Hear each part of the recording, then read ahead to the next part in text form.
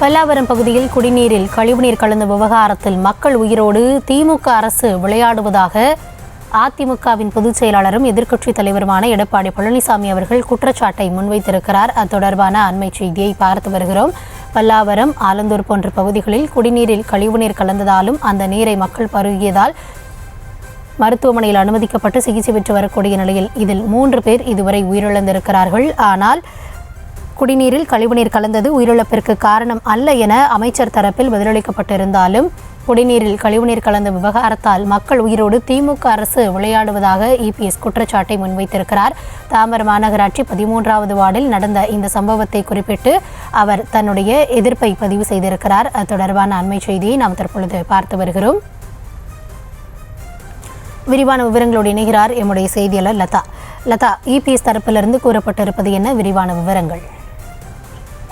கௌதமி, வணக்கம்.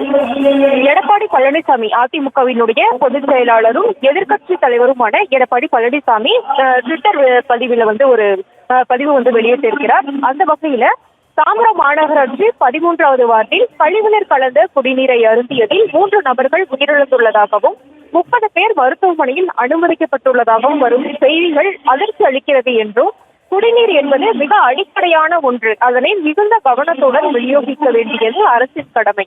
புயல் கரையை கடந்ததும் குடிநீர் கழிவுநீர் குழாய்கள் இடையே எவ்வித கலப்பும் இன்றி முறையான குடிநீர் வழங்கப்பட்டு வருகிறதா என்பதை அரசு உறுதி செய்திருக்க வேண்டும் என்று தெரிவித்திருக்கிறார். மேலும் மெத்தன போக்குடன் அதை செய்யாமல் விடுத்து சுகாதாரமற்ற குடிநீரால் மக்கள் உயிரோடு விளையாடி கொண்டிருக்கும் திமுக அரசுக்கு கடும் கண்டனம் என்றும் தனது கண்டனங்களை அந்த பதிவில் பதிவிட்டிருக்கிறார். மேலும் உயிரிழந்தவர் குடும்பத்திற்கு உரிய இழப்பீடு வழங்கவும், மருத்துவமனையில் அனுமதிக்கப்பட்டு உள்ளோருக்கு தக்க சிகிச்சை வழங்கி அவர்கள் பூரண உடல் நலத்துடன் வீடு திரும்புவதை உறுதி செய்து தமிழ்நாடு முழுவதும் உடனடியாக சீரான சுகாதாரங்களுக்கு வழங்கப்படுவதை உறுதி செய்யுமாறு திமுக அரசை வலியுறுத்துவதாகவும் அந்த பதிவுல தெரிவித்திருக்கிறார்.